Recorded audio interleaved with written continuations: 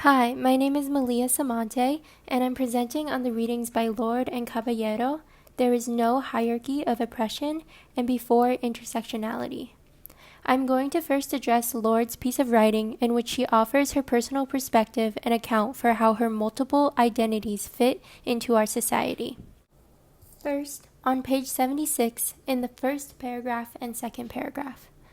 Quote, as a black, lesbian, feminist, socialist poet, mother of two, including one boy, and a member of an interracial couple, I usually find myself part of some group in which the majority defines me as deviant, difficult, inferior, or just plain wrong. From my membership in all of these groups, I have learned that oppression and the intolerance of difference comes in all shapes and sexes and colors and sexualities. And among those of who share the goals of liberation and a workable future for our children, there can be no hierarchies of oppression. I have learned that sexism and heterosexism both arise from the same source as racism." Unquote. Each of these identities Lord lists differs greatly from each other, which then can be interpreted that all of these oppressions are different and hold her back in some relative degree. However, she's also acknowledging that all of these types of oppressions come from the same struggle for power and value in our society. They should be addressed in absolute terms and in conjunction with each other. Next, I want to point your attention to the beginning of the fourth paragraph. Quote, I simply do not believe that one aspect of myself can possibly profit from the oppression of any other part of my identity. I know that my people cannot possibly profit from the oppression of any other group which seeks the right to peaceful existence. Unquote.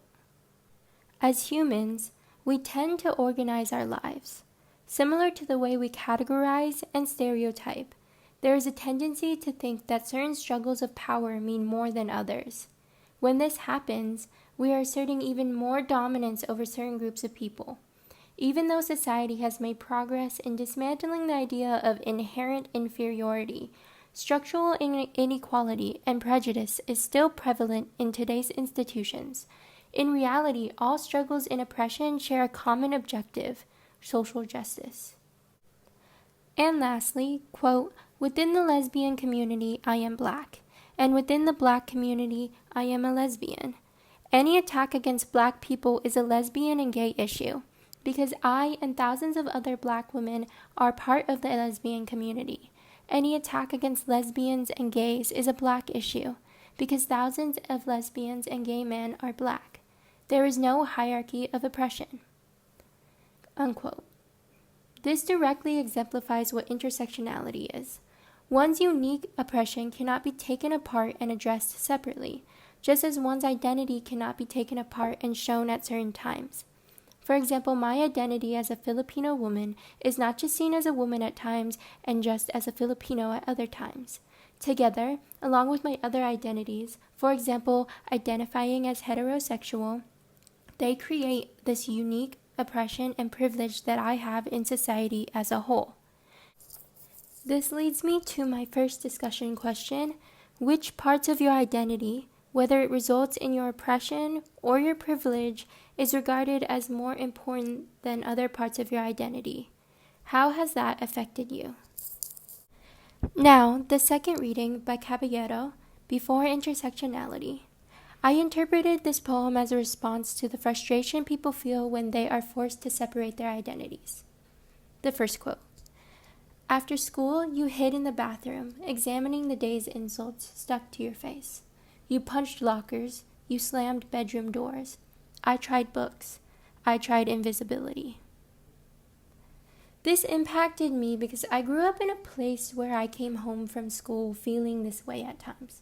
I think many people have felt this way in some form, but I could picture myself looking at the color of my skin in the mirror with insecurity. And it stuck with me throughout my education. The frustration is shown through the actions listed here. It's the conflict between anger and suppressing those sentiments in silence. Now, that relates to the next two lines. Quote, we lived our sadness through each other. We lived our silence too. We straddled emptiness, Spanish in whispers. Unquote. The voices of marginalized individuals are rarely heard and their legitimacy is undermined.